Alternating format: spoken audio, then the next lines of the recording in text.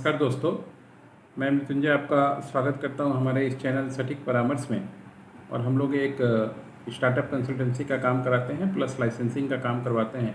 इसमें अलग अलग सब्जेक्ट पे हम लोग लाइसेंस के बारे में ऑनलाइन जानकारी देते हैं और टाइम स्लॉट बुक करके या प्रोजेक्ट बना के PDF में लोगों को प्रोवाइड करते हैं। और ये एक पेड कंसल्टेंसी है, जो फ्री का सर्विसेज है वो यूट्यूब तक ही लिमिटेड है। इस पर भी हम लोग सारी जानकारी दे देते हैं। ये देखने के बाद भी अगर मान लीजिए आपको समझ में नहीं आ रहा है और पर्सनल सर्विस हम लोग का लेना चाहते हैं तो वो पेड सिस्टम में ही आपको आना पड़ेगा। उसका चार्ट आप लोग व्हाट्सअप कीजिएगा 9230224990 पे, तो हम लोग चार्ट भेज देंगे कि क्या फ़ीस हम लोग चार्ज करते हैं। अगर आपको सूटेबल है तो आप आइएगा, अगर नहीं सूटेबल है तो नहीं आइएगा। यूट्यूब में जो दिया हुआ सब्जेक्ट टॉपिक है उसको देख के आप बाकी गूगल से भी सर्च करके चीज़ें आसानी से निकाल सकते हैं खुद के लिए। तो आइए आज के क्वेश्चन की तरफ बढ़ते हैं। What documents do I need if I want to start a plastic recycle business.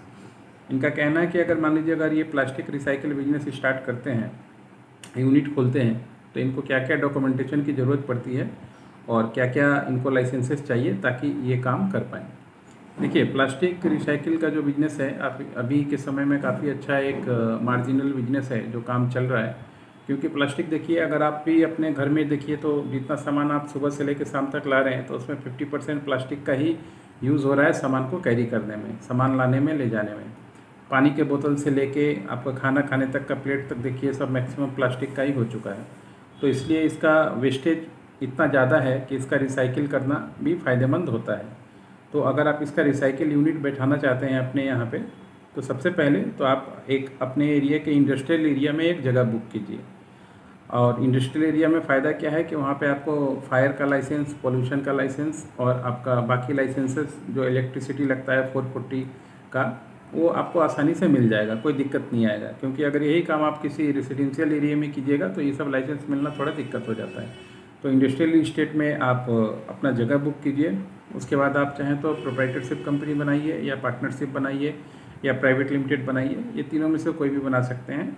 उसके बाद आप टैक्सेशन में आपको GST लेना पड़ेगा और आपको करंट अकाउंट ओपन करना पड़ेगा, उद्यम का लाइसेंस लेना पड़ेगा अगर लोन वगैरह का बेनिफिट अगर आप लेना चाहते हैं। प्लस जहाँ पे आपने फैक्ट्री बैठाया है वहाँ पे फैक्ट्री लाइसेंस आपको लेना पड़ेगा।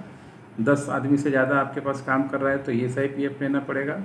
आपको फायर का लाइसेंस लेना पड़ेगा। आपको पोल्यूशन का NOC लेना पड़ेगा जहाँ से भी आप काम कर रहे हैं या करना चाहते हैं जो डिस्ट्रिक्ट में है। उसके बाद आपको अगर वाटर का यूज़ करते हैं उसमें तो बोरिंग का परमिशन, ये सारा कुछ लेके इसके बाद ही आप अपना काम चाहें तो कर सकते हैं। उसके बाद आप चाहें तो इसका मशीन वगैरह आप अपने यहाँ पे बैठा सकते हैं। और अगर पूरा असेंबलिंग यूनिट बैठाना चाहते हैं कि मतलब कटिंग से लेके कुछ दाना बनाने तक, तब ये प्रोजेक्ट कम से कम आपका 30 से लेकर 40 लाख रुपए तक का पूरा सेटअप आता है। और अगर आप चाहते हैं कि नहीं सिर्फ कटिंग करके और धुलाई करके चीज़ों को आगे फॉरवर्ड कर दें, तो उसमें मान लीजिए आपका 5 लाख से लेके 10 लाख तक का ये प्रोजेक्ट बनता है। मशीन वगैरह, कॉस्टिंग वगैरह आता है।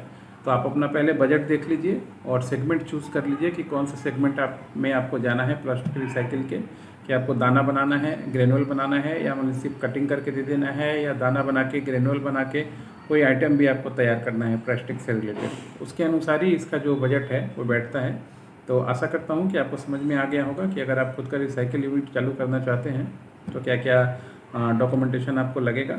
ये पूरा जो पेपर वर्क हमने बताया आपको, ये पूरा पेपर वर्क हम लोग पूरी इंडिया में ही बनाते हैं।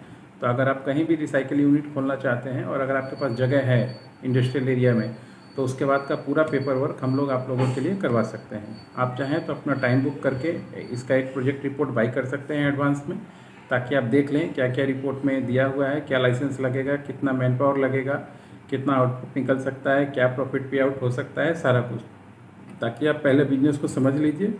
उसके बाद इन्वेस्टमेंट कीजिए तो आपके लिए अच्छा रहेगा। पता चला आपने 10 लाख लगा लिया, उसके बाद सोच रहे हैं कि नहीं अभी तो बिज़नेस मेरे से नहीं होगा, तो 10 लाख डुबाने से अच्छा है कि 2.5-3 हज़ार का प्रोजेक्ट खरीद के पहले चीज़ों को देख के समझ के उसके बाद अपने वीडियोज़ को स्टार्ट कीजिए।